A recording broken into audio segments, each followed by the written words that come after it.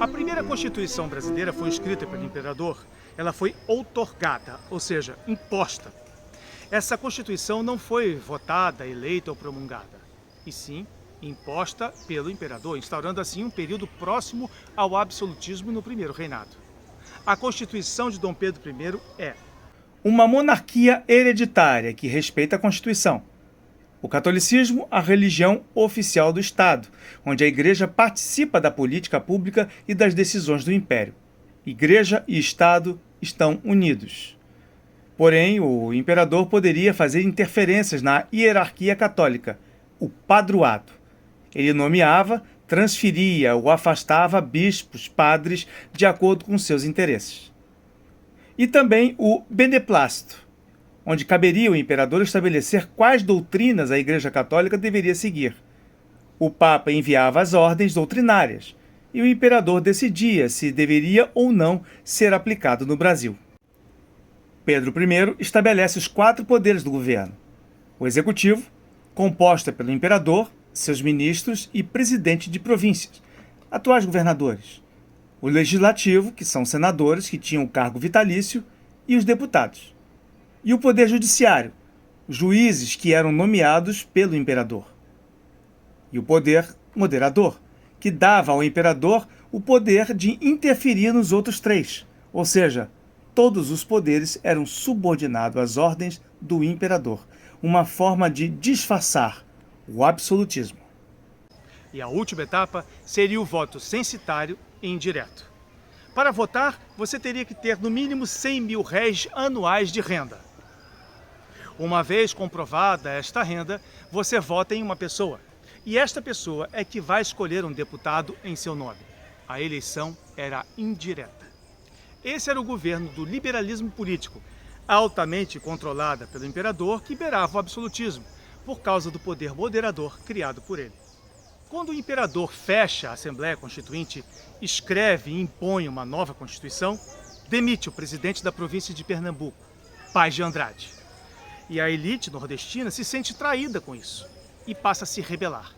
Além disso, ainda temos o favorecimento dos privilégios do governo aos comerciantes portugueses, a alta de impostos para custear guerras e empréstimos com a Inglaterra, a pobreza generalizada atacando a maioria da população. Diante disso, os nordestinos organizam um movimento separatista e republicano, conhecido como Confederação do Equador. Essa organização, que tinha a participação dos estados de Pernambuco, Ceará, Rio Grande do Norte e Paraíba, era um movimento liberal separatista republicano, influenciados pelo pensamento iluminista e que confrontava o regime autoritário de Dom Pedro I. Inclusive, um dos líderes desse movimento era maçom, Cipriano Barata, que esteve na organização da Conjuração Baiana, fundando a loja maçônica Cavaleiros da Luz, na Bahia em 1797, lutou na Revolução Pernambucana de 1817 e era um dos líderes da Confederação do Equador. O mesmo acontece com Frei Caneca, principal líder popular da Conferência do Equador. Foi iniciado na loja maçônica Academia dos Suassunas e depois na Academia do Paraíso, em Pernambuco. Participou ativamente da Revolução Pernambucana de 1817. O imperador responde à revolta usando mercenários liderados pelo Lord Cochrane, que sufoca com violência e massacra os nordestinos, levando à morte por execução Frei Caneca, a maior liderança popular da região. Mesmo derrotados, até mesmo os simpatizantes de Dom Pedro ficam chocados com toda essa violência e passam a ser oposição ao soberano. Com a morte de Dom João VI, as coisas ficam tensas. Dom Pedro I era o herdeiro da coroa portuguesa e assume como Pedro IV. Mas como não podia ser rei português e imperador brasileiro ao mesmo tempo, ele envia a sua filha, Maria da Glória, para Portugal, que ainda era uma criança, a assumir a coroa, acompanhada de seu irmão Dom Miguel. Só que as pretensões de Miguel não era de ser regente, e sim rei. O imperador, desconfiado das atitudes do irmão, envia dinheiro e conselheiros para ajudarem a sua filha Maria da Glória.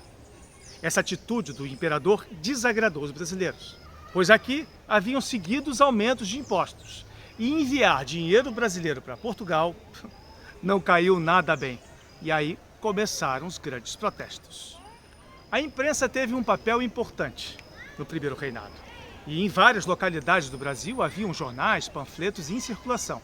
Essas publicações foram utilizadas por críticos para atacar o imperador e divulgar os ideais que não eram aceitos pelo governo, como, por exemplo, a República e as ideias defendidas pelos revoltosos. Um desses jornalistas que atuavam na linha de frente contra o imperador era Líbero Badaró. Em 20 de novembro de 1830, o jornalista foi assassinado. A causa da morte atribuída a Dom Pedro I, embora ele não tivesse culpa disso. Isso gerou uma comoção no país, aumentando já a crescente insatisfação contra o imperador. Em busca de uma recuperação da popularidade do apoio do brasileiro, Dom Pedro I sai do Rio de Janeiro e seguiu para uma viagem de quase 2 meses em várias cidades mineiras. E na cidade de Ouro Preto, o imperador foi recebido com muita hostilidade pelos moradores, pela imprensa e políticos locais. Nas sacadas dos casarões históricos foram colocadas faixas pretas, representando uma espécie de luto em protesto contra as ações autoritárias do imperador, uma espécie de vingança do povo de Tiradentes. Os membros do Partido Português, esperançosos na recolonização do Brasil por Portugal, preparam uma grande festa no Rio de Janeiro no retorno do imperador, para aumentar a sua autoestima e moral. Já os brasileiros do Partido Liberal, contrários a isso, partem para cima dos portugueses. E esse confronto ficou conhecido como a Noite das Garrafadas. Depois dessa terrível Noite das Garrafadas e para acalmar os ânimos dos brasileiros, o imperador demite o Ministério de Portugueses e nomeia um outro do Partido Liberal, somente com brasileiros. Só que isso não durou muito tempo, porque os ministros brasileiros não queriam reprimir com violência as manifestações populares contra o governo. E por isso, todos eles acabam sendo demitidos. E como em Portugal seu irmão Miguel já havia dado um golpe e tomado o trono português, o imperador resolve empreender numa jornada para tirá-lo do poder e reempossar a sua filha ao trono português. Nomeia então o Ministério de Marqueses Portugueses para bolar um plano para a invasão de Portugal. A burguesia liberal, os militares e políticos brasileiros passam a fazer protestos cada vez mais graves contra o imperador. A artilharia e até mesmo a sua guarda pessoal aderiram aos movimentos dos revoltosos e fizeram um cerco em seu palácio na Quinta da Boa Vista, em São Cristóvão. E assim foram os últimos momentos de Dom Pedro como imperador. Vejam a cena. Reúno minha família e o meu ministério no salão nobre do Palácio da Quinta e com estas palavras me despeço do Brasil. Complica a situação, senhores. A paz já não existe mais no Brasil. O povo no qual havia dedicado minha própria vida não está mais do meu lado. E quando você não tem mais o povo ao seu lado, você não tem mais poder. Só existia uma única maneira de ainda manter o Império do Brasil intacto: abdicar em favor de um brasileiro.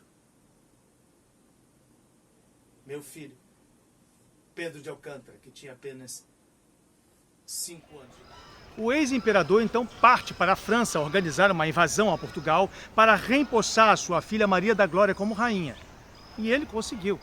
Semanas depois, no mesmo quarto que nasceu no Palácio Queluz, morre Dom Pedro I. Bom, e assim chegamos ao fim a mais um programa Maçonaria na História, neste especial do mês de setembro e outubro, nas comemorações dos 200 anos da independência, em 4 programas sobre os bastidores da independência do Brasil e todo o primeiro reinado, contando a história da maçonaria e a história do Brasil juntas. Eu espero que vocês tenham gostado dessa iniciativa.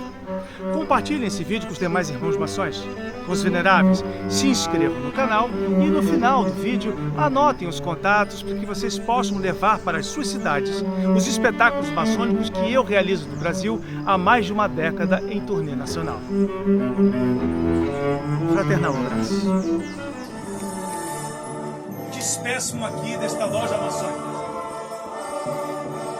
pedindo ao grande arquiteto do universo que continue a iluminar as nossas vidas. A mim, meus irmãos,